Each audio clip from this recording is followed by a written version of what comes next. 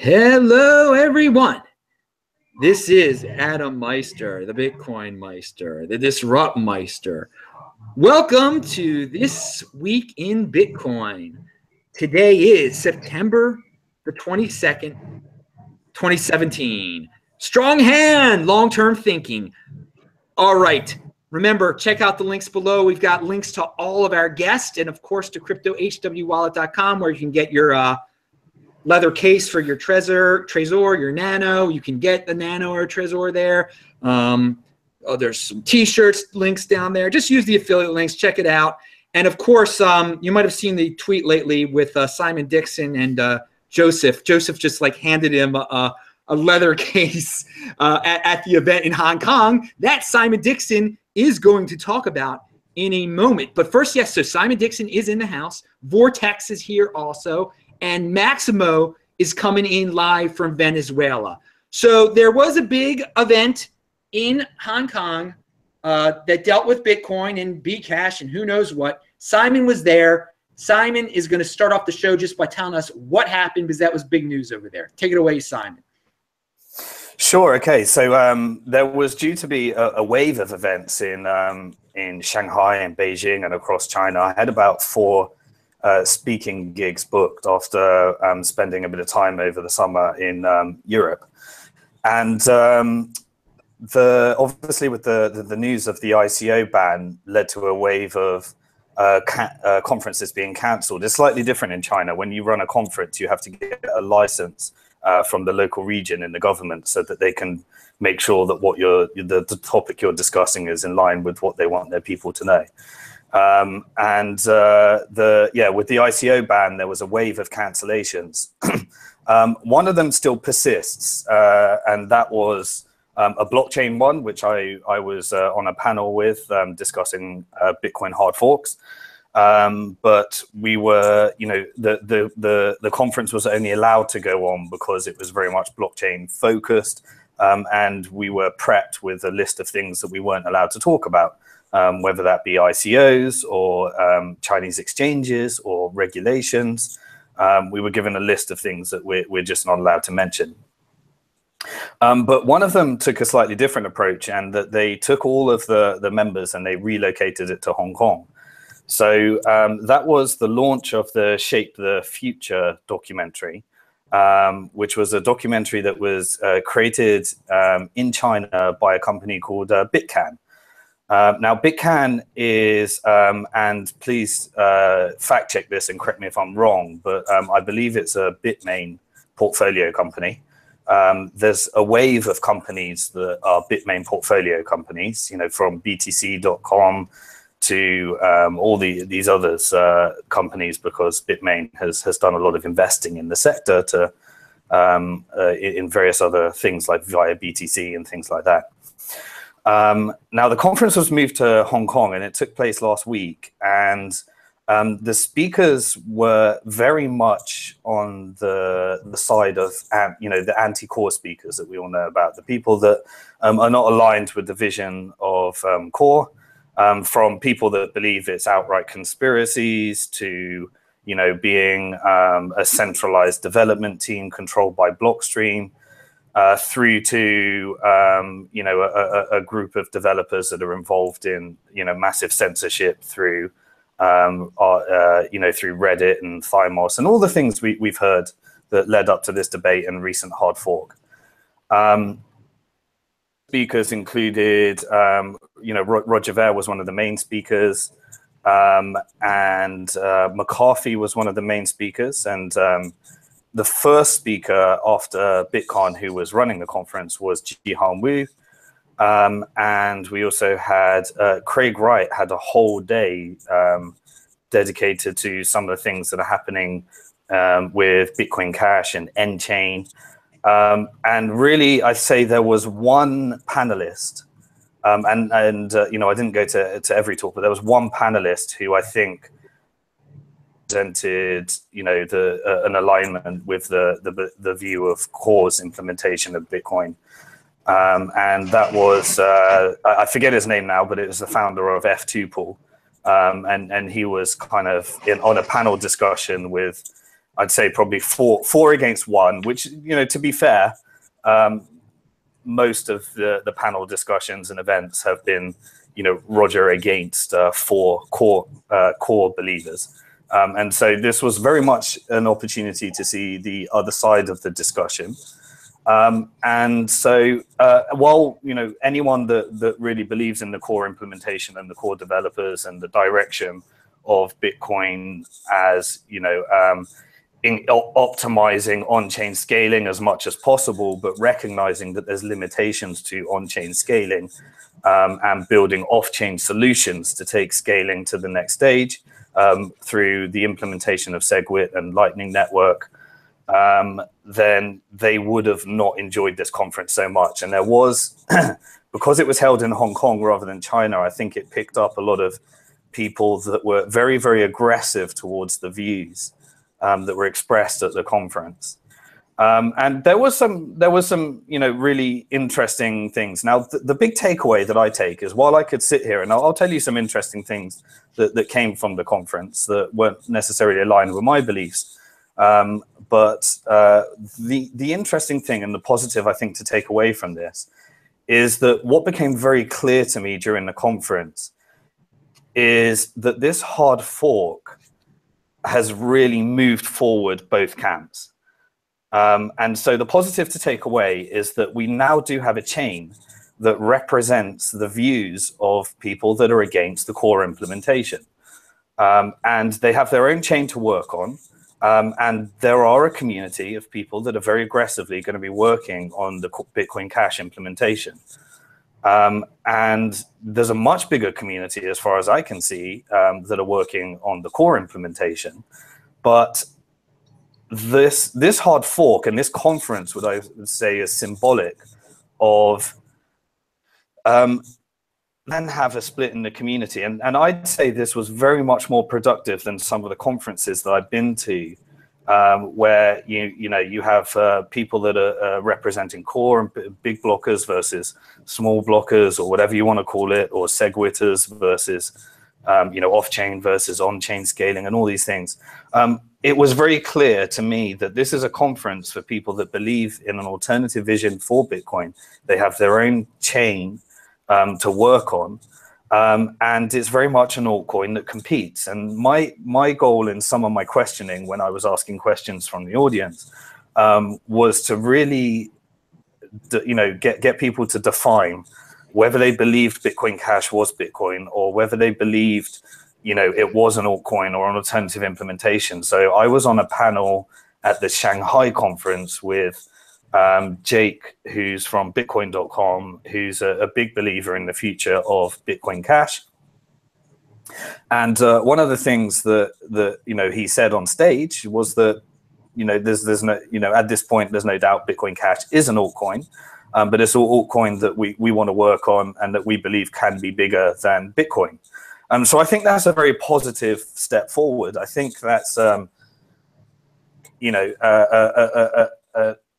but then there was developers at this community as well. Like the main developer behind Bitcoin Cash, I forget the name, sorry. He was talking about how unproductive it was to be debating what Bitcoin is and who owns Bitcoin and fighting the core implementation. He just wanted to go off, you know, with his own community, build their own developer community, and start working on maximizing the utility of Bitcoin Cash. At points, Roger was giving his usual presentation about, you know, how Bitcoin Core have purposely been increasing transaction fees and purposely advocating for full blocks. And at one point, one of the audience members got very aggressive towards Roger, saying, you're lying, and, you know, shouting. And it turned into a bit of a shouting match. But Roger summed it up very eloquently, I think, saying, well, you know what? If you don't believe in Bitcoin Cash, then just don't use it. And so it was you know, very much a belief that now people can choose what they want to use, what they want to work on, and just go to the chain that aligns with their belief the most. And now everybody can move forward. And, you know, we've already seen the core implementation We had the last release, the 1.5 release, sorry, the 0.115 release or whatever it is. And, you know, things are moving forward in a very nice way. Things are moving forward very productively. For those of you, you know, Adam likes to define, he calls it Bcash and or whatever, you know, as a crypto dividend.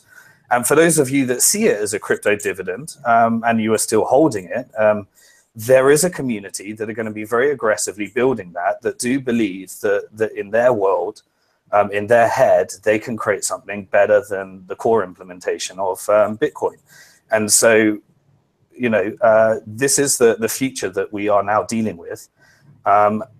The interesting thing was speaking to some, you know, and I can't say this, it's easy to categorize everybody's views into one, but it's certainly not everybody's views. I was speaking with lots of different people. At the dinner afterwards, I was speaking to somebody, you know, that is from Japan and in, you know, Bcash and anti-core.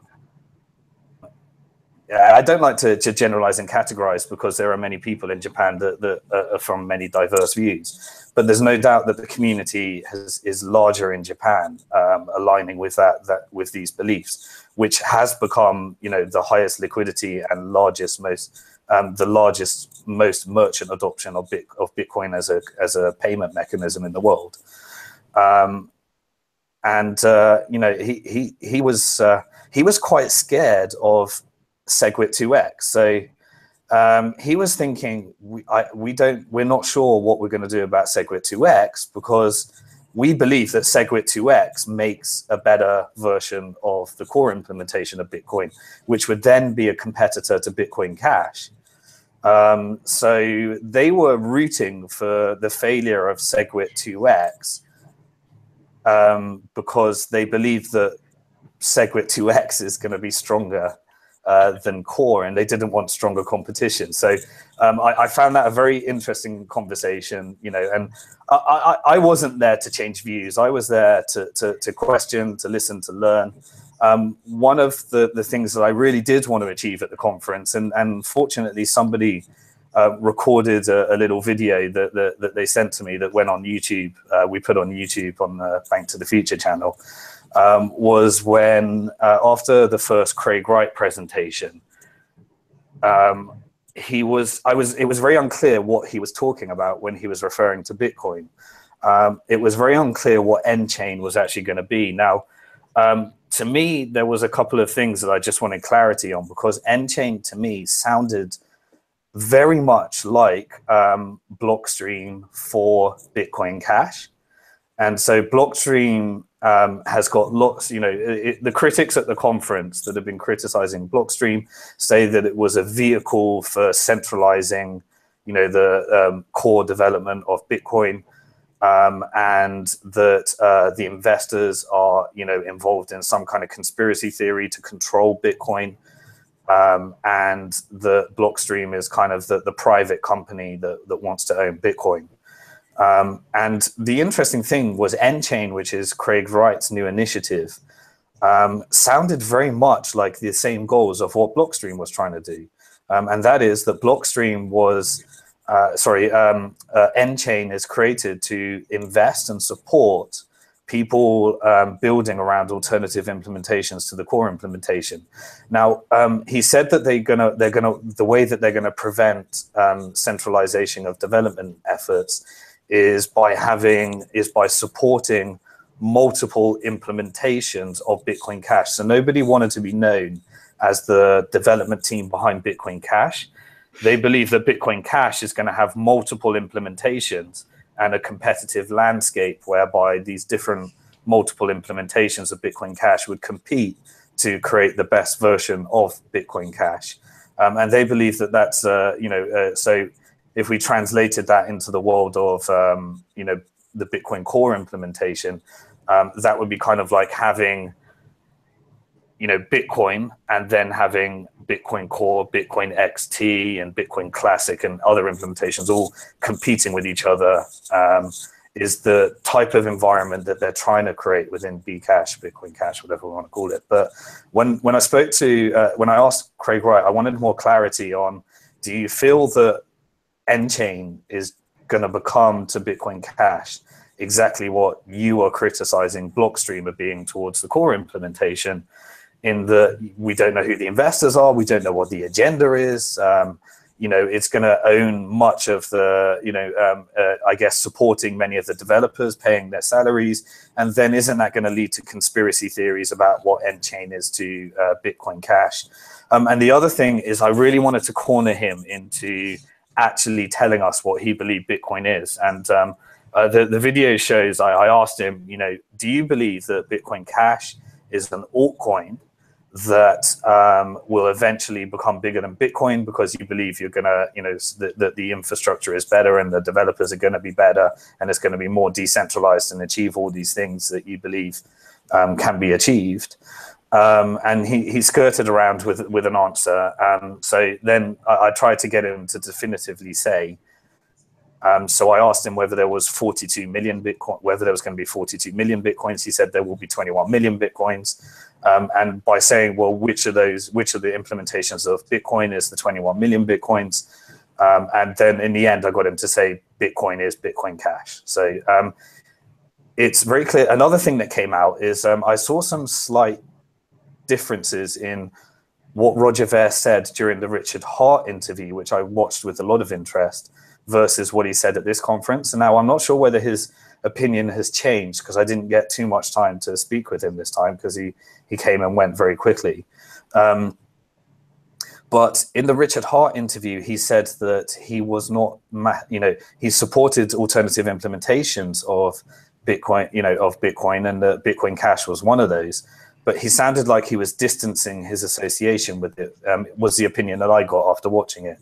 He also said that the majority of his wealth is Bitcoin, and he hasn't, correct me if I'm wrong, you can fact check this, but I think he said that he hadn't sold any Bitcoin for Bitcoin Cash. Now, at this conference, he was very much saying the opposite of that. He said it came across like he was, you know, real major supporter for Bitcoin Cash, like he was a supporter of Bitcoin in the past. And he also said that he owns more Bitcoin Cash than he owns Bitcoin. When the F2 pool guy said that Bitcoin Cash is going to go, it will just disappear the way Bitcoin Unlimited did within the next 3 months. Roger Ver said, I'll bet you $1 million that it won't. Right now, $1 million worth of Bitcoin. What is, you know, but so, you know, Roger Ver has now officially at this conference very much aligned himself with Bitcoin Cash officially, which I thought was a bit of a turn from what he said at the Richard Hart interview. So those are kind of the main highlights. And, you know, again, just want to reiterate the positive that comes from this is that if you are holding the crypto dividend, Bitcoin Cash, then there is a community that are looking to maximize the value of that. And the goal that they stated, that some of the core developers, sorry, I get my jargon, not core developers, the developers that are working on Bitcoin Cash, is said, we are focused on one goal, and that is making this cash. We want this for merchant adoption. We want this for expenditure. We want this for low transaction fees. And so they believe that while, you know, I'm not sure what they feel about the core implementation, that while the core implementation might be becoming store of value, in their world, they believe that you need to have cash to have store of value. But Bitcoin Cash will be focused on being cash, so that you can buy your loaf of bread, and they want to make the best user experience for buying loaves of bread. My personal belief is that nobody wants to buy loaves of bread with unstable currency, and that, you know, Bitcoin will always be a foreign currency to everybody, and therefore it's not terribly useful for that. But when you generate significant wealth, you're willing to spend some of it on a glass and you know, on bread and everything. But anyway, I think that's the overall summary. And the final thing to leave with is, while we could spend a lot of time deconstructing, you know, which side of the camp you're on and whether you think they're wrong and right, the positive side is that the Bitcoin core implementation is stronger than ever, moving forward, bigger than ever.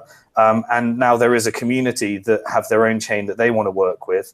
Now, whether we need the third chain of we need SegWit plus big blocks, we have a big blockchain, and then we have a SegWit chain. is the next thing. But there may be a triple split in the community to work on their things. But personally, you know, I'm backing the majority of my wealth and my money on the core implementation. Whoa, that was an awesome summary. Everyone, pound that like button. Seriously, that's what the shirt says. Pound that like button. But I do have a follow-up question before we get to Maximo here, because you did say a lot, and I think, and Vortex has some questions for you too, and Maximo might also. But let me ask you, you said there might be a three-way split in the community and that there's already a split in the community. I like to clarify that as sometimes when people hear split, they think about even split. It's definitely not very even. I mean, the true Bitcoiners far outnumber the Bcash people. I'm positive. It is interesting that you did see the other side. You were in the twilight zone. You were in the anti-world there, the opposite land. But my one question is, though, what is going to happen with 2x then? I believe it is going to happen. Is just everyone on Earth, whether you be a Bitcoin person or a Bcash person, just going to dump it just to get more of their personal coin? Or like you said, that one Japanese guy was a little worrisome about it, or a little worried about it, but I don't know. I think this 2x is just going to be a crypto dividend that people just dump right away. So what is your take on the 2x after all of this? Is it going to happen still? And how do you see it progressing? Well, what I learned from the Bitcoin Cash hard fork, because, you know, I was before the Bitcoin Cash hard fork, before seeing it in the real world, I was very concerned that if there are 42 million Bitcoins, then we have killed store of value. And, you know, I was like mentally preparing myself for this is a major problem. It turned out that it wasn't a major problem. Bitcoin is incredibly resilient, and it just created, you know, an altcoin. And so, yeah, you know, the big challenge of half of the things that I'm saying is that I'm limited by the linguistics of saying things that give different impressions from what I actually mean. And split is certainly not the right word, as you point out. It is an altcoin that was created in a different way. And there is a niche community behind that, but with some very large vocal advocates that do have some power within the ecosystem. And, you know, Jihan Wu was very aligned with Bitcoin Cash. And, you know, almost all of the companies there were Bitmain, had Bitmain as their investors. And so it was very much, from my perspective, Bitmain conference designed to share, you know, all the visions of what Bitcoin Cash is. And it seems like Wright has found his role. I don't even want to speculate it, but it seems like he's found his role as Satoshi of Bitcoin Cash, is what it felt like. But you know, I'm sure he'll contest that. But what was the question? Yes, 2x. So I believe, so there's still an open pull request. So I'm on the 2x mailing list where, and Jeff Garzik has never said that he's anti-replay protection. He said there is an open pull request for replay protection. So I think the big debate right now is whether we're going to get the replay protection or not. If we don't get the replay protection, then that's going to, you know, cause a little bit of carnage where the core implementation might need to, you know, well, they've already made some changes for that in the last release. And then the community might need to make some changes to protect people's money. But what I think 2x has learned from Bitcoin Cash is that when you have replay protection, the coin becomes an altcoin. So it all depends how aggressive the 2x want to be.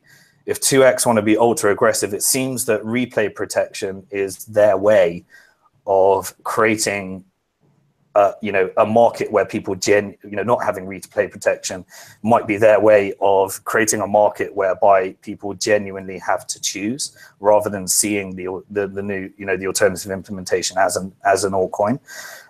My belief is that is extremely irresponsible, extremely destructive, and some very innocent people will lose money because they just don't have the ability to stay on top of what they need to be doing, you know, the technical people won't have any problems, but the non-technical people will. And I believe because, you know, the developers and you know, if someone's just trying to be destructive for the sake of being destructive, then that's a great way of doing it. But I believe the community, the businesses, will find a way of making sure that kind of destruction towards people's wealth does not happen. So I do not have fear that we're going to have a non-replay protected implementation. And then the last minute, there'll be this game theory, just like we saw last time, that will lead ultimately into an altcoin being created that will have their own, you know, thing. And I don't think many of the businesses are going to start suddenly, you know, figuring out how they're actually going to use these altcoins if they are focused on true user experience. You know, so it's just, I think it's going to be more of the same. A lot of FUDs, a lot of problems leading up to the event. Everybody saying Bitcoin's dead, Bitcoin's splitting in three. All of that stuff, but it's not going to have the same, you know, and people are going to use replay protection to say, oh, this is why it's different. But I promise you, it's just still, as I've said in previous videos, it's still the accumulation phase. China's given you an opportunity to accumulate and suck up a bunch of cheap Bitcoins. Maybe this will give you another opportunity to suck up a bunch of cheap Bitcoins. But when we go past November, once we realize that this doesn't take down Bitcoin and Bitcoin is stronger than ever, then I think that's kind of the end of fear around hard forks and everybody can move on. And, you know, we can start focusing on, you know, what happens when, you know, more governments try to attack Bitcoin and it turns out that it actually doesn't affect the price and that it doesn't affect the community. And I think the most important thing right now is for the community to signal that you can try and ban Bitcoin, but that just has a really negative adverse effect where black market Bitcoins are actually more expensive than Bitcoins that have been through a KYC process at an exchange. And I think that's next. So really this year has been an extremely positive year. It's been the year that we've proven that Bitcoin can fork and it can create altcoins, and that can be benefit to all. We've proven that a lot of the fear, uncertainty, and doubt around these hard forks, I think it needs one more to prove to the world that Bitcoin can get through this.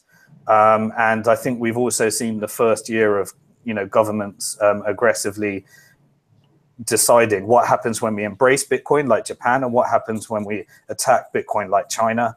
And Bitcoin, I believe, will end the year showing a lot of nation states, a lot of governments, and a lot of people that are looking to create hard forks. And, you know, and anyone like Jamie Dimon that calls Bitcoin a fraud, that every time they do that, they get egg on their face and it works the opposite way that they desired. Excellent. Vortex, you had some questions. Now you're the host of the show. Take it over, baby. Well, thanks again, Adam, so much for having me. Simon, thanks again, man, for sharing your time here. As always, just so much good information, so much stuff. Where do I even begin? Okay, so first of all, you know, I definitely saw that documentary by Bitcan, and really, they not once did Jihan Wu or anybody in there mention the scaling debate. None of them mentioned Bitcoin Cash. All of them kept talking about just Bitcoin. Like, Bitcoin's going to change the world. Bitcoin is what's amazing. Bitcoin is the technology. So that was interesting. I thought I'd point that out. Then, you know, this is the really interesting to me. The really interesting thing to me that you mentioned, Simon, was N-Chain now being the block stream of Bitcoin Cash, and Craig Wright now being the Satoshi of Bitcoin Cash. Like, this is really playing out interesting, and this is. Well, maybe it's more accurate to say the Vitalik of Bitcoin Cash. Oh, there you go, there you go. So yeah, so it's really interesting to watch this play out, to watch, like you said, Roger go completely Bitcoin Cash, because during that Richard Hart interview, I watched that as well, and you know, like you said, he was very much trying to distance himself from Bitcoin Cash, and then you know, but at the same time, I know that I saw his Reddit posts about how he was buying them in the thousands, and now you're saying at this conference that Roger said that he has more Bitcoin Cash than Bitcoin. I mean, this is yeah, I'm not sure if it was a political play on linguistics where he has more Bitcoin Cash, but the value of his Bitcoins is worth more, or whether he was saying that the value of his Bitcoin Cash is worth more than the value of his, the total value is worth more than the total value of his Bitcoin. There might be some political shenanigans in that, but so I'd like more clarity on that.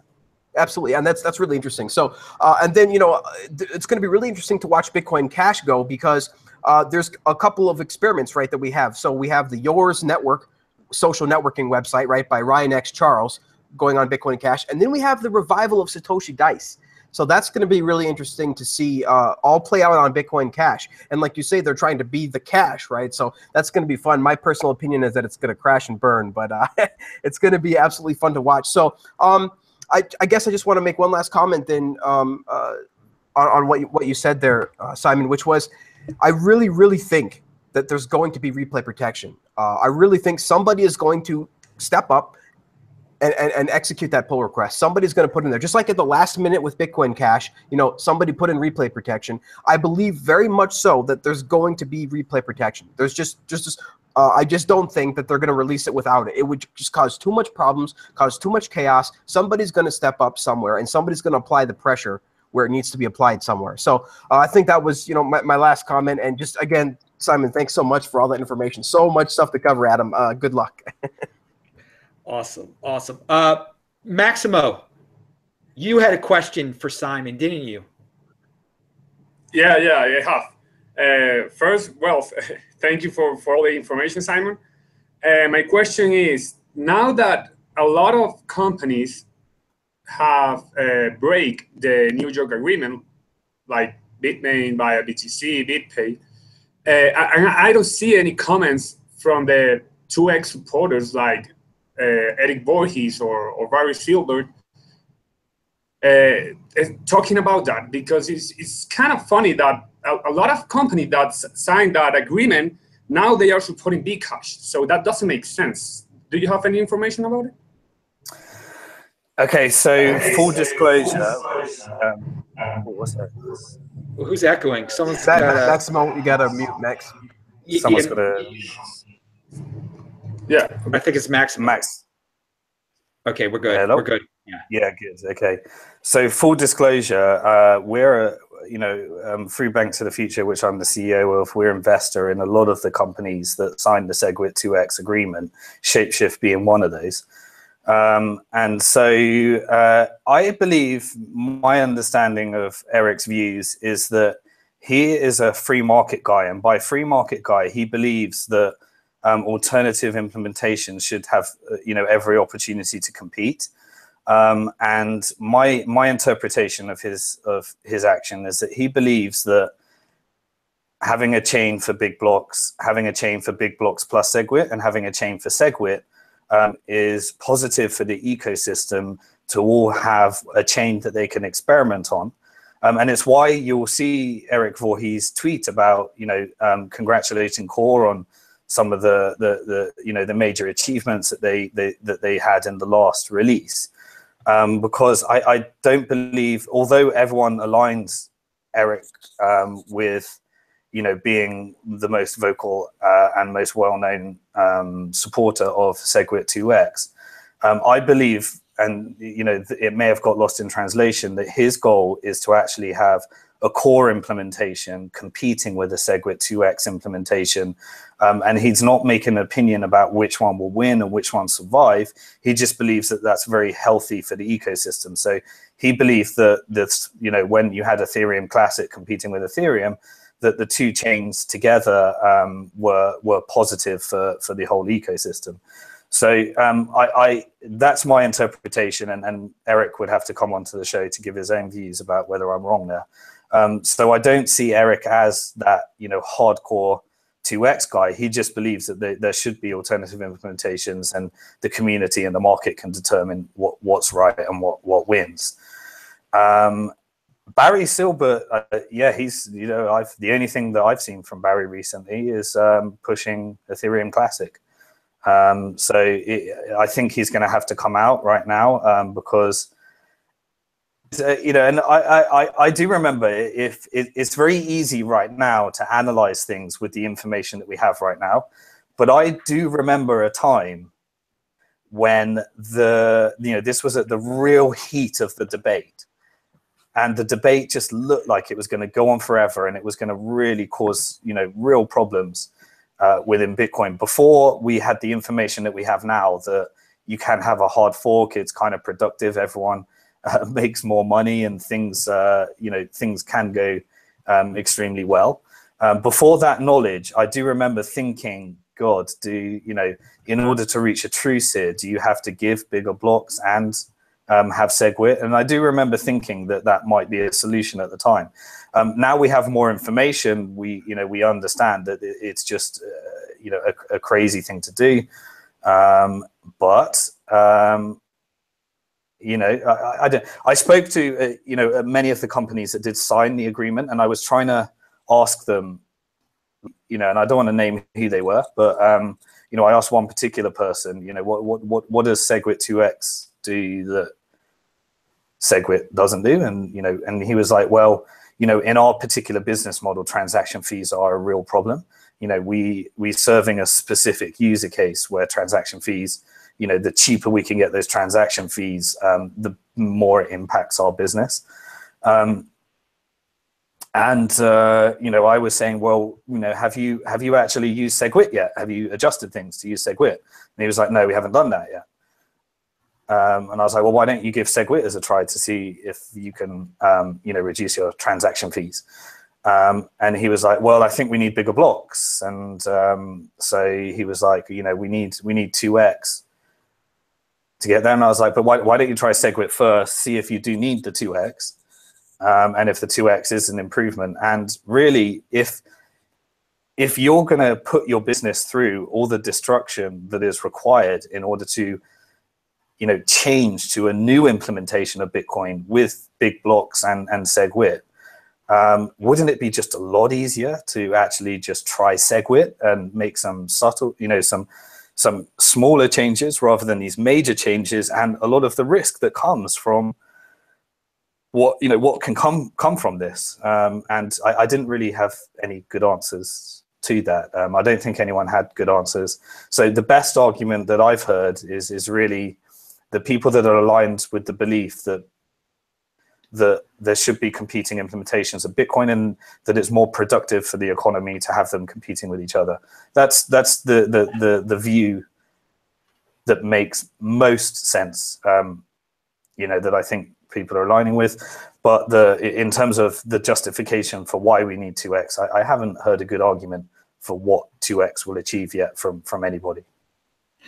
One thing about Eric Voorhees, I mean, his whole business model at Shapeshift, the more big altcoins there are, the more business he's going to get too. So, I mean, there is a vested interest in him being open to all sorts of altcoins. I mean, sure. And one thing I criticize the Bitcoin community for is the Bitcoin community, they seem to get surprised when people are following their self-interest.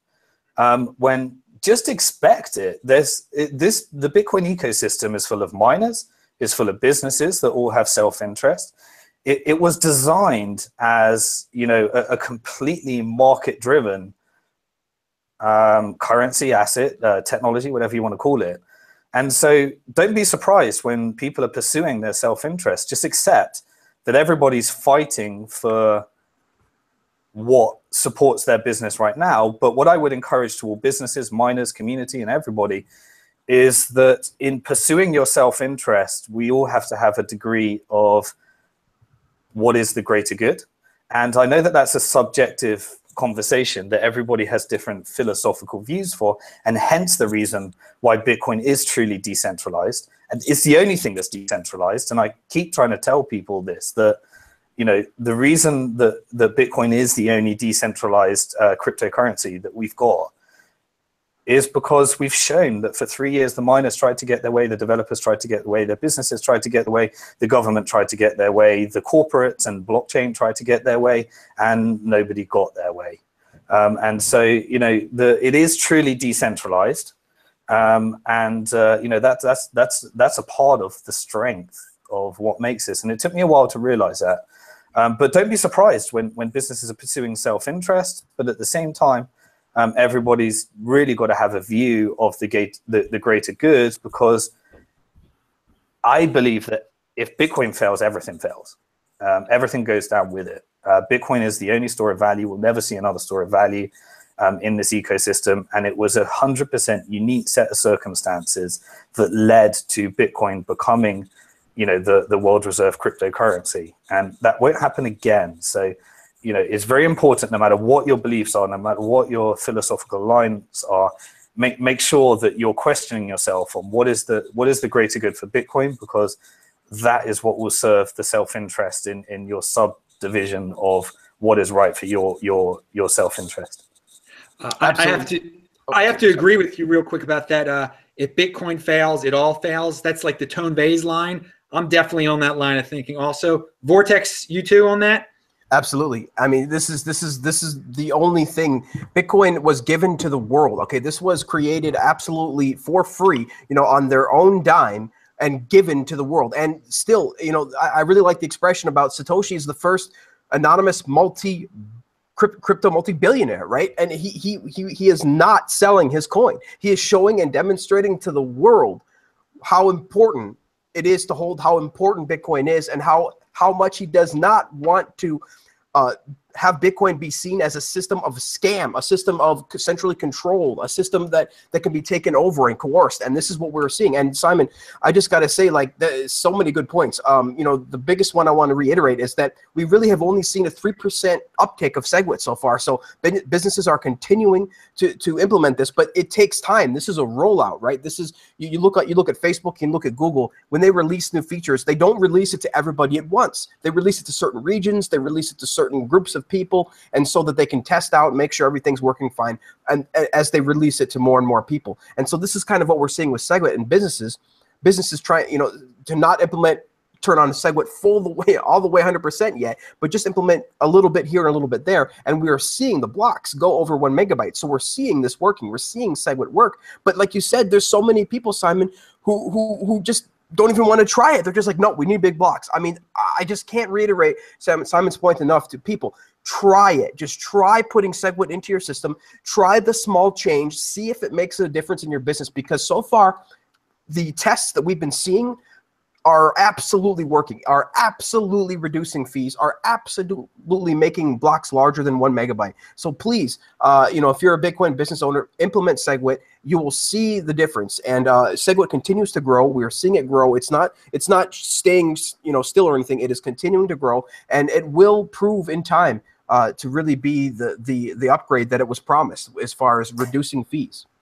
Yeah, Vortex, you bring up a really good point about the Satoshi coins. So it's common knowledge that Satoshi wallet holds a significant number of, is it 1 million Bitcoins? Yep, 1 million coins.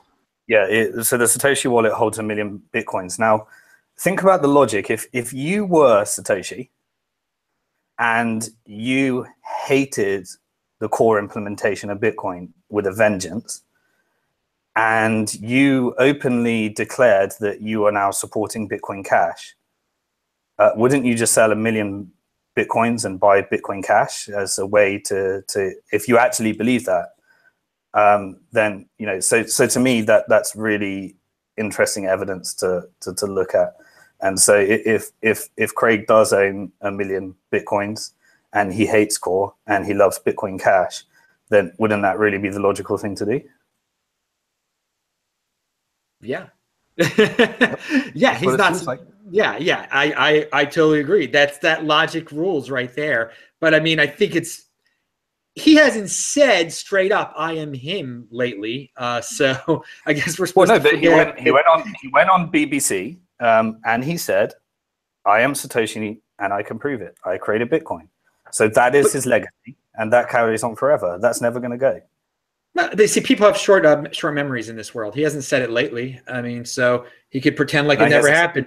I mean, it's but your point is very valid. He's not such real quick, Adam. Remember, anytime anybody brings it up, like as an attack, Roger or those type of people will just counter with, "Well, we don't care who Satoshi is. It doesn't matter who Satoshi is."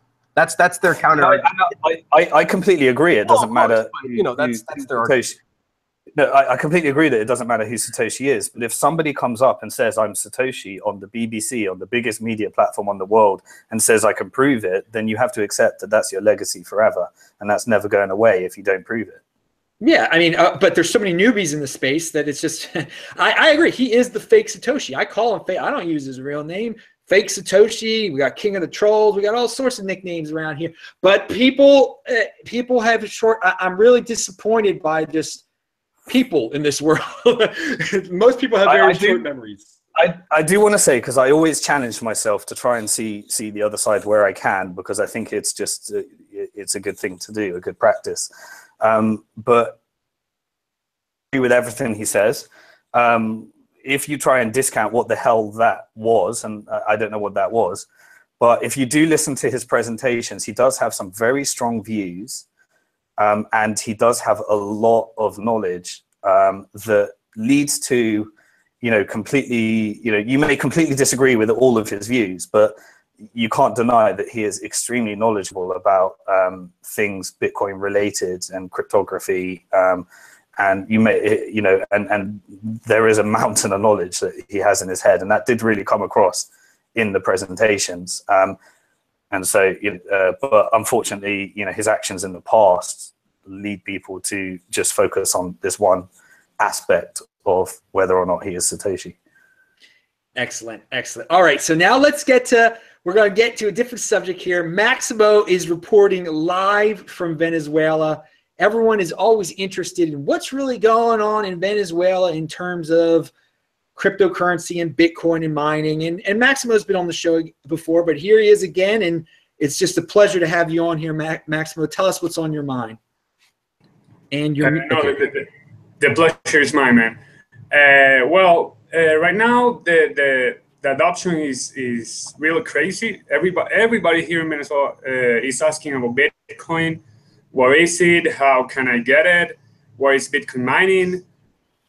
But also, we need to educate people in here. Because, for example, when they launched the Bcash fork, a lot of people, I'm talking like 80% of the people that I know, that they start asking me, oh, so Bcash is something that Bitcoin just launched, like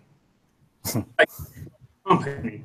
And I start telling them, no, man, okay, Bcash is just another altcoin. I can go tomorrow, I create Bitcoin Max. That doesn't mean that Bitcoin, the company that doesn't exist, created Bcash. But putting that apart is really great. People are going to Bitcoin just to avoid hyperinflation and just to make an investment, because investing money in countries like Venezuela is really dangerous. You have a lot of chances of losing your money because the economy is just terrible. So right now you can say that here in Venezuela, Bitcoin is becoming mainstream. Wow, that's awesome. I've got a question about altcoin mining. Have people picked up on the altcoin mining? I know Gabriel mentioned that before on this show, that there were a lot of people doing altcoin mining. Is there more interest in it, and what altcoins? And they exaggerate. The people that say that they exaggerate, it's not like that, okay? Of course, there is people doing altcoin mining, but especially when it was really profitable, like 4 months ago, maybe, when Ethereum went from $10 to $400. That it's not really that popular. I think people they are buying more Bitcoin mining equipment than graphics cards. So yeah, but there's a pretty big mining community in here, because we got free electricity, and we pay like nothing for internet, so you have no production cost. So everything you earn with your mining equipment is just earnings. What's the situation with the government? Is it dangerous mining? Do the government know where it's happening? What's going on? Is it or is that something you don't want to talk about? No, I can talk about that. Okay, I explained that. It's not the government that is chasing these Bitcoin funds. Okay, Here in Venezuela, you can say it's the Wild West, okay? You have a cop with a badge and a gun who knows that in your house, you have a machine that basically prints money. You can call it like that. So he goes into your house with his gun and he breaks into your house, take the machine and put you in jail to like 2 days. So they can take everything you have in your house. And after that, they say, okay, man, you're okay, go to your home. And they keep the mining equipment. So, and they, I don't know, maybe they sell it or they use it, but that's what is going on here in Venezuela. It's not the government, okay? It's the cops, corrupted cops that go after people that owns mining equipment and stealing from them. Because right now there is not that I know if there is people in the chat from Venezuela, they can. Right now there is no one in jail because they were mining Bitcoins. So I do have a question about that cop scenario. One would think, are some of the cops I would think some of the cops would just threaten to take the mining equipment and just ask for a bribe to allow the person to just continue to get it. Because I wouldn't think if a cop took mining equipment, they wouldn't really know how to use the mining equipment, I would think, at least. It's not that complicated, really, but it's more profitable to take the mining equipment that to ask for money. it really is. I guess yeah, I'm not giving the cops enough credit for their IQ. I guess I thought they're not smart dudes, but I guess they are. Okay, cool. Yeah, never underestimate the intelligence of organized crime. Okay, that's a good one. Sorry to interrupt you. Continue, Maximo. Continue. No, don't worry. Actually, last week there was a Dash meeting here in Venezuela, especially in Caracas, the capital. I couldn't make it because I was on vacations, but it seems that they did a pretty awesome job explaining what Bitcoin is. I particularly do not like Dash that much, but well, they are making some meetings and people is getting to know what Bitcoin is because they spend some time of that meeting explaining where Dash come from, and they explain that what is Bitcoin and how it works. So yeah, the community is growing here really fast. Well, now wait a second. Dash? Who did Dash send down there? I mean, that's pretty big news. I don't know. The girl deals. Do you have a link? Do you have a link to the event? You got to send me the link to this event. I gotta share this with the world. I mean, that would be bold if it was like an official Dash event in freaking Venezuela. Yeah, it was. It wasn't Amanda B, right? Was it Amanda B that went down? No, it wasn't her. No. No, it wasn't her. Actually, Juan Galt was invited to the event. So it was an official Dash meeting. So Juan Galt knows more about this. You're saying he I think he have better information about that meeting than me, because I really don't like. I mean, I wanted to go in there so I can ask some questions and see if they can answer it, but I was on vacation, so I couldn't meet it. Well, I will say this: like it or hate it, it's good that regular people in Venezuela are learning about cryptocurrency. Do you know if a lot of people showed up? Yeah. Actually, it was full. Wow, that's a very interesting. We're gonna have to get Juan Galt on next week in Bitcoin. Tune in, everyone. See if I can do it. If I'm not wrong, they run out of spots, and because the meeting was for free. They wasn't charging anything. They weren't charging anything. But I think they're trying to organize another. But the next meeting, I think they're going to charge something. I think this is it's a completely global trend. I don't know what you guys are seeing, but last night I spoke at a Cointelegraph event in Hong Kong, and literally people are just like dropping out of the door trying to get into these events. Every event that I'm going to this year is faces that I have never seen before. You know, we are truly at the phase where so many new people want to learn about this technology, and it's such an exciting thing. We've talked about it in the past, Adam, that we have to exercise more patience with new people, because we get a little bit impatient that they don't understand the history. But the reality is that this is great news that so many new people are interested in this stuff, and you know, eventually they'll make their way to understand, hopefully understanding what, you know, the history and is so important. But every event that I go to right now, I'm just seeing literally, you know, the doors, because there's so many people that want to learn about this technology. Now, it may all be just price being the #1 driver, but price is a great marketing strategy for our community that gets people in.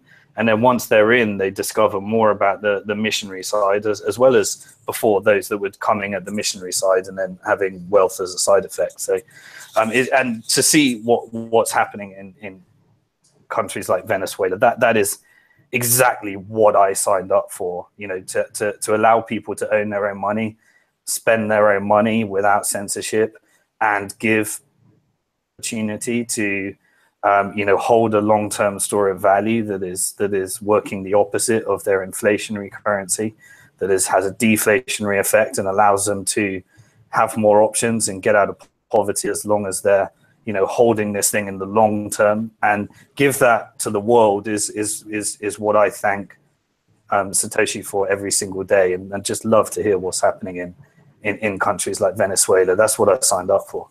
Let me. I gotta have I a can follow-up. tell you, mate. Wait, Maximo, you said that next time, and I'm going to let you answer Simon there, but the Dash is going to charge money for people in Venezuela to talk to them. I heard that. I cannot confirm that. Okay, but if that actually happened, and then they sold out their event, like if people in Venezuela who have no money are willing to pay to go to a Dash event, I mean, that would be incredible. I mean, that would just be so bullish for cryptocurrency. Okay, you continue with Simon. Sorry. Adam, I can say, well, like Simon, I'm going to tell you my experience. I got into cryptocurrency like 2 years ago.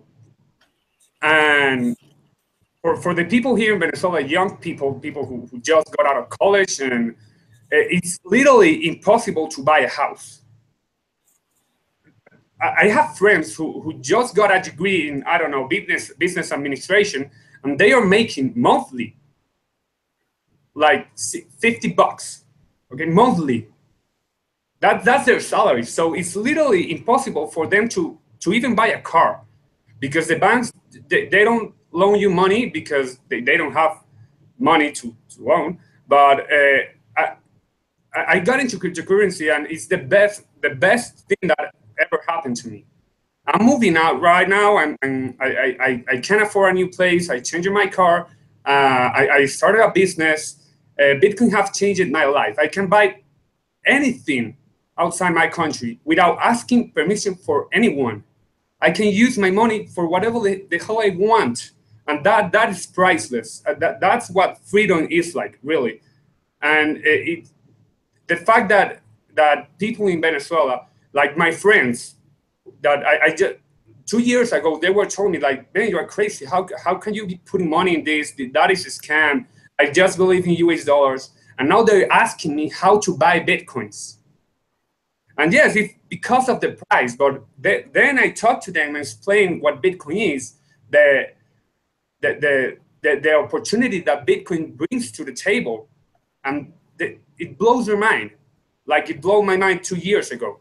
So it's a game changer for people here from Venezuela and countries like, I don't know, Zimbabwe or countries like that suffer from hyperinflation and currency manipulation, and the government's doing whatever they want just to be richer, and people are the one that pay for those actions. And now we have an option of being really free, like having financial freedom. That is priceless. And like I told Alan before, maybe for the people in the US, Bitcoin is like a commodity to you because, well, maybe you are excited because of the technology, or maybe because you're a libertarian. But from people like me, we don't have any choices. Okay, I cannot buy like, I don't know, mining equipment with the Venezuelan currency. I just can do it through Bitcoin. I cannot buy food in the United States and then ship it into Venezuela with the Venezuelan currency, but I do it using Bitcoin, and that is priceless. And I want to give a community challenge to the people watching this video. You should take out that clip. You should edit out that clip. You should create, you know, a section on what Bitcoin means to, you know, to some of the people. And you should tweet Jamie Dimon and say, you know, this is what you are, you know, calling a fraud.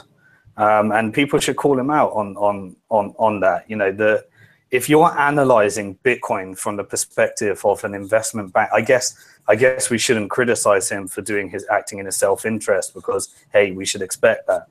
But if you're criticizing, you know, trying to actively, you know, make Bitcoin a fraud, this is the type of tool, this is the type of freedom you're taking away from the people that want it the most. And you should really question those things. Yes. Another thing, No, go ahead. Go ahead. Okay. It's funny. Here in Venezuela, I got a lot of clients sending that tweet to me, like, man, look what that Demon says about Bitcoin. And I replied to them like, man, okay, guys, calm down. If governments and bankers weren't worried about Bitcoin, then Bitcoin is not doing what it's supposed to do. You have to be happy about that comment, because the fact that that guy, who is the CEO of JP Morgan, is taking the time in an interview to talk about Bitcoin, that means that Bitcoin is doing what it's supposed to do. Yeah. So for me, it's great that Demon says that. Yeah, I think that's the right take on it there, definitely. And it's funny that even in Venezuela, people are get a little fudded out by something like that. Vortex, do you have any questions, anything to say, add to this?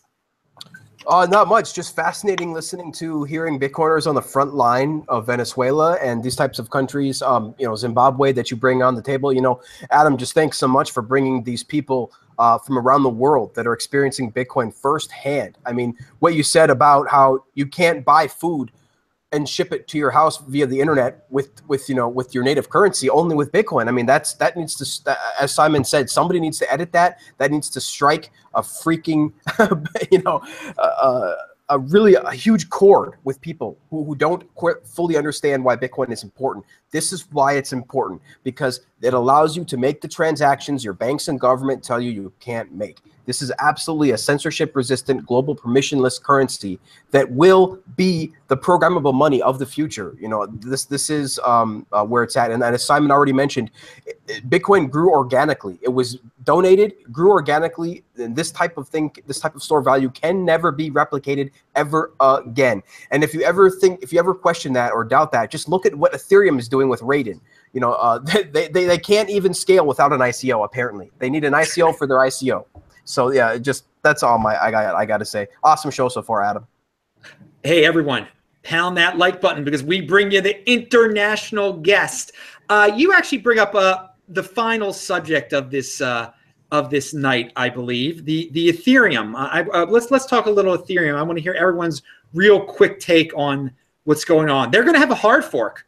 What does everyone think about that? Is there going to be a third Ethereum formed from that? There's a group of people, community activated hard fork people, that are threatening to do a crypto dividend of Ethereum. Do any of you have opinions or thoughts on that, or do any of you even care? So I'll let Simon go. Actually, to be honest, so Vitalik was the star guest at the conference in Shanghai, as it was about blockchain and not about the things that everyone wanted to talk about. I haven't really been following this story. I'm probably not up to date on what's happening there, but expect more hard forks, and I guess Bitcoin kind of got its karma because we mocked Ethereum for having Ethereum 1 and Ethereum 2, and then we got Bitcoin Cash. So I'm going to be more careful about what I mock. Maximo, any thoughts on that?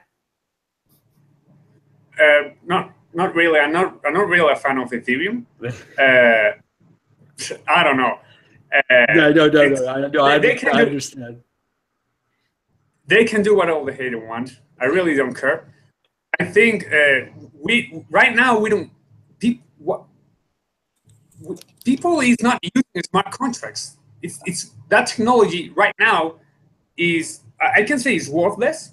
There is just a few people that are really using smart contract, and all these ICO bubble, that it's crazy. It's crazy, and the fact that people are making money from ICOs, sometimes I wonder, well, maybe completely free markets are too crazy, because this ICO thing is insane. Like it's like Amazon is going tomorrow and, oh, we created an Amazon token. It does nothing, but you can trade it. Go ahead. It doesn't make sense.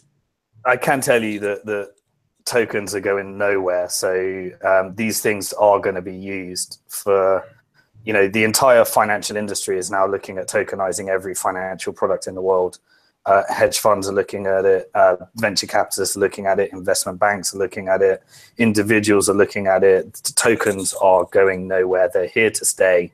And so, we are going to get regulated environments that come out of these tokens, but the entire financial market, every financial product that we know is heading in that direction. So get used to them. I fought them for a long time, but I'm getting used to them. They're here. They're gonna stay. And there is a big community that is building up around. God damn it! I wanted to do this thing, but I have to use Ethereum because there is literally no alternative. So I'm getting quite excited about bringing on Rootstock, bringing on drive chains, side chains, all these things. And I just think we have to accept whatever you say about these ICOs and tokens right now. They're all coming to Bitcoin. Well, yeah, you made what I was going to say is that the tokens, you will be able to do tokens on Bitcoin, obviously, like you said. And Charlie Lee did say Litecoin, that they're working on that too. And so there'll be ways to do. Tokens aren't going anywhere. I think we can agree on that. But there'll be multiple platforms for which you can build them on, buy them on, whatever. Vortex, your thoughts on? Can I say something now? Oh yeah, sure, Maximo. Yeah, it's really quick.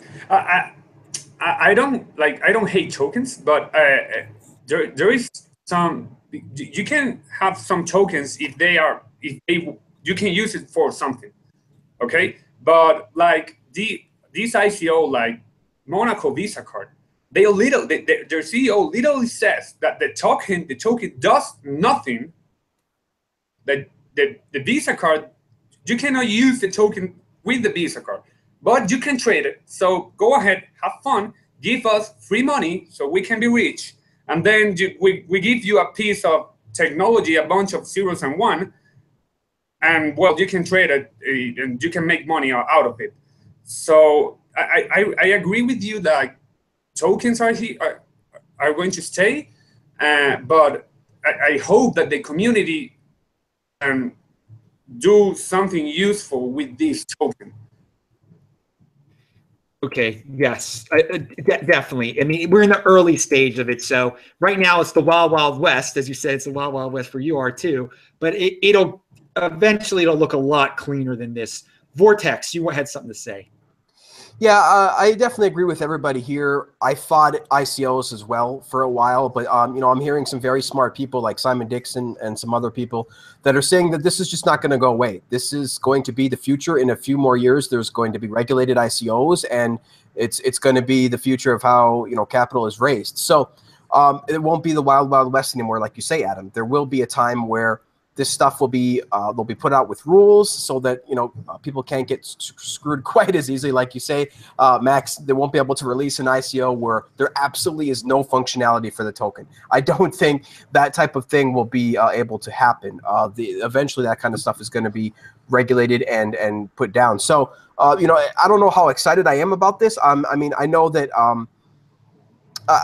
ICOs, I'm just not seeing anything interesting yet. So maybe there will be someday, but right now I'm not seeing a single ICO project that I have any interest in at following at all. I literally spend 100% of my time following Bitcoin and not ICOs or Ethereum because there is so much happening in Bitcoin. There's really just a ton happening in Bitcoin. Now, just a couple important points about Ethereum. I mean, they clearly do not care about reinventing money. They do not care about individual sovereignty. They do not care about censorship resistance, okay?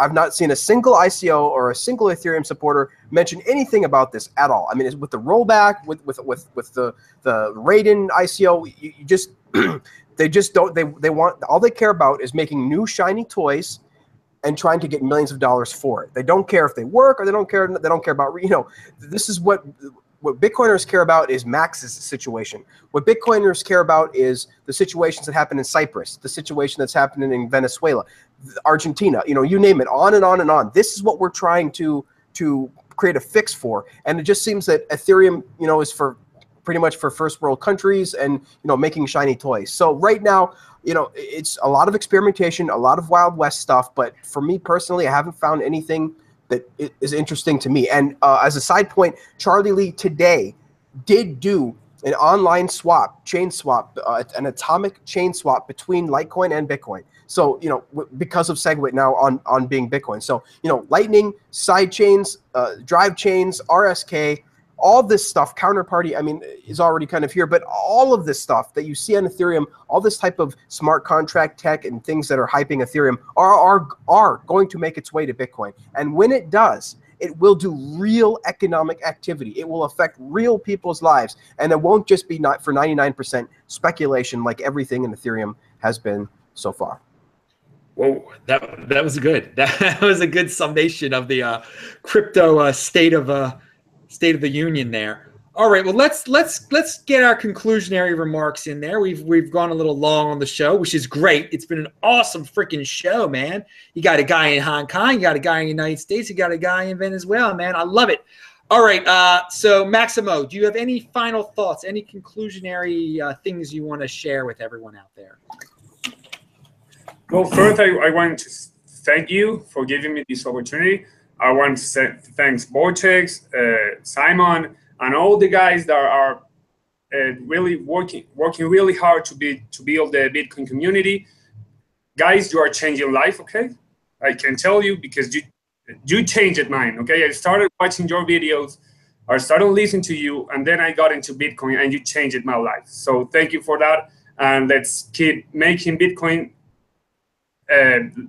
greater every day. Awesome. That is really good, man. Whew, wow, good stuff. Thank you. Vortex, how about you, man? What's your conclusionary? Any story you want to share? Anything? Just really that chain swaps story from, you know, Charlie Lee trading Bitcoin for Litecoin instantaneously, cryptographically on chain with no exchange was kind of just the most important thing, I guess I could say tonight, because that's really going to be awesome. Just a quick thanks to Mac in the chat, who donated $5 Canadian, saying Bitcoin to the moon. That's exactly where we believe this is going. And again, thanks to all the panelists here today, for everybody just trying to grow the Bitcoin community, make it bigger and bigger, because this is absolutely going nowhere. This is the future of finance. This is the global financial renaissance that we are experiencing. And I'm just happy and proud to be a part of it. Thank you guys so much for being here with us. Awesome, Vortex. And yeah, thank you, Mac, in the chat. I can't see the chat because I'm still having those issues with YouTube. I'm going to try to work on that in the next 24 hours before we do the next show. All right, Simon Dixon, you got the final word here, man. What was left out? What do you want to add? What do you want to sum up here? The floor is yours. Okay, yeah, I just want to sum up the phase that I think Bitcoin's at right now. So in the history of Bitcoin, we've been through lots of different phases, and I'm probably going to structure this into more refined content in the future. But, at the beginning, it was the real experimental computer science phase, the activist phase, the utility phase where, we had Silk Road and versus first user cases of Bitcoin. Then we had the bubble phase where everything was centralized in Mt. Gox. And 70% of all Bitcoins were held at the equivalent of a bank at Mt. Gox. Then we had the bear market where people realized that they need to own their own money and learn that lesson. Then we had the altcoin bubble phase. We then had the VC phase. And then we had the blockchain phase where banks told the world about blockchain and tried to take Bitcoin out of blockchain. And then everyone ended up buying Bitcoin because there was only one blockchain that worked. Then we had this ICO phase, the frenzy of tokens, and the Ethereum phase, and all these phases that have been in the history of crypto. But where we're at today is the accumulation phase, is where I think it is. I think that Bitcoin is a word that pretty much everyone in the world has heard of now, which I think is a ginormous achievement that I never imagined was ever possible many years ago. But I do believe that everyone in the world pretty much has at least heard of the word Bitcoin, which is just incredible. And a percentage of those, a very small percentage of those, understand the economics of Bitcoin. And they are, diehard holders. A percentage of those, like in Venezuela, are using those to actually save their life and to, increase the value of their life significantly. A percentage of those are using them for, censorship-resistant transactions, an easy way to pay people, and the vast majority are using those to actually act like a saving account and store of value. But now, with the recent splits and forks, we've now hit the phase where we're going to get some serious technological innovation. We have competing implementations that are driving everyone to faster and faster and better versions of Bitcoin. And by, what I mean by that is when you have an outside attack, you have every incentive for the core team to release more, to do more, to be more, and to prove that they are, the best team. And we're at that phase right now. And now we're at the reason why I think we're at the accumulation phase is because we've reached a unique set of circumstances, and that is that everyone in the world knows what Bitcoin is, or at least they've heard of it. And the entire financial industry has actually recognized that Bitcoin isn't just a thing to laugh at.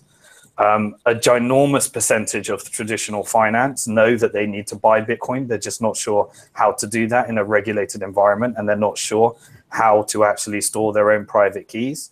But I am seeing more and more wealth managers, fund managers, hedge funds, private offices, just a ginormous influx of, very large pockets of money that are all asking, someone like myself, and I'm sure you're all getting it as well, to come to their office and explain, how do I store these Bitcoins? How do I use a hardware wallet? How do I open an account? What's happening with the ETF? Which means that we're now at the accumulation phase. Now, a lot of those accumulators and financial institutions are going to be long-term holders of Bitcoin. They're doing it because they're trying to get yield, because traditional products are not producing the returns that they need to achieve in order to actually fix some of the biggest Ponzi schemes in the world, like pension funds and our pension system, which cannot actually meet the demands of all the pensions that are going to retire in the future, and they need high-yielding products. So we're at that accumulation phase now. Now, what is unique right now is that we've now got government attacks on Bitcoin, and government attacks and Jamie Dimon and people like that, creating extremely what is perceived to be very negative news to the people that don't understand Bitcoin, creates big corrections in prices. And those big corrections in prices allow all these institutions to actually accumulate Bitcoins at a cheaper rate. And there's only going to be 21 million of these things, and many of them, probably millions of them are lost and are not moving. And so that is not going to change. The economics of Bitcoin has not changed. And so you are either one of two people, one of three people right now. You're either sat on the side and you haven't figured out how you're going to adjust your strategy to this new financial paradigm yet, or you're one of those people that don't understand the economics of Bitcoin and you're selling into the bad news, and you're essentially providing the food for all the institutions that are accumulating and sucking up and hoovering up all the cheap Bitcoins. Or you're the person that recognizes that we're in this for the long term. This is my opportunity to have financial sovereignty, and I'm going to get my Bitcoins off some kind of centralized system, like an exchange or like a wallet like Coinbase. And I have no problem with Coinbase. It's a great way for you to start. But as your wealth starts building, you're going to have to learn personal security, how to hold your Bitcoins. And that is the accumulation phase. The phase we're at right now is where Bitcoin is becoming threatening to governments, and governments are now deciding how they're going to be a part and what their reaction is. That is creating, short-term fluctuations in the price. And we're at that accumulation phase where everybody in the world now needs to learn how to use a hardware wallet. I was here with Ledger and Trezor, and their backlog of wallets, Ledger has 150,000 order backlog that they're trying to fulfill right now, with institutions and VCs and everyone trying to invest drastically, chuck money at these companies, because everybody in the world is going to need a hardware wallet soon. So it's the accumulation phase where people that know how to own their own money, spend their own money, and hold their own money are now trying to adjust and accumulate all these cheap Bitcoins. So you just got to decide which side of the fence you're going to be on right now. And I call this the accumulation phase. And next year is when we're going to see a lot of this technological innovation. You think it's fast now? It's going to be rapid now that we have, the different communities working on different implementations. It's going to be extremely fast innovation. And you've got the whole world that are now building on top of this technology. And 2018 is just going to be such a fast year. And you're only going to get one opportunity where China comes and tries to attack Bitcoin that has a massive correction on the price and allows all the people that made such large profits to sell their Bitcoins to all the accumulators for the next wave. Wow. Now that was a great conclusionary statement. I want to also say, Simon, you definitely should write an article about that, put the whole timeline out there. I think you're thinking about doing that too, just elaborating on these phases, because it is very interesting. And I think it'll definitely, it'll spread like wildfire. So I know it's hard to write a big article though. So I know you got a lot on your plate. Anyway, everyone, thanks for tuning in tonight. We don't usually have a Friday night show, but we do This Week in Bitcoin every Friday. So tune back in next week. We're going to actually do an early show next Friday because, again, there's a holiday that starts at night. I got to start the show before the holiday. Anyway, I do post a new show here every day. It isn't This Week in Bitcoin. We have interviews.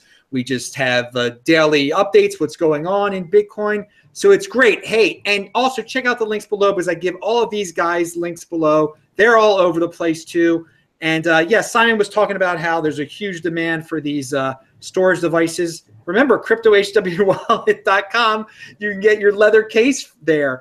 And so everyone, pound that like button. Thanks a lot, guests. Thanks a lot, viewers. I'm Adam Meister, the Bitcoin Meister, the Disrupt Meister. Remember to subscribe to this channel, like this video, share this video. Pound that like button. Good night. Have fun, everyone. See you next week and tomorrow. Bye-bye.